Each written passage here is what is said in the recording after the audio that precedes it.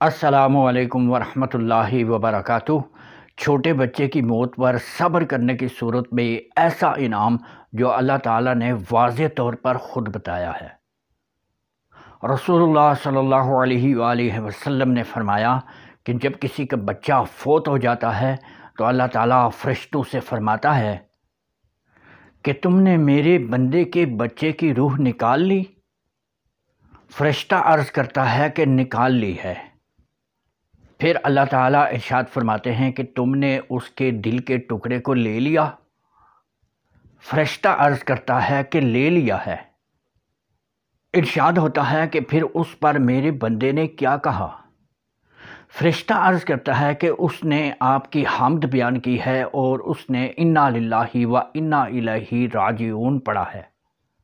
اللہ تعالیٰ فرماتے ہیں کہ اس کے بدلے میں میرے بندے کے لیے جنت میں ایک گھر بنا دو اور اس کا نام بیت الحمد یعنی تعریف کا گھر رکھو۔ نبی کریم صلی اللہ علیہ وآلہ وسلم نے خود اپنے بیٹے حضرت ابراہیم رضی اللہ تعالیٰ عنہ کی وفات پر صبر کیا تھا اور کوئی شکوہ نہیں کیا تھا۔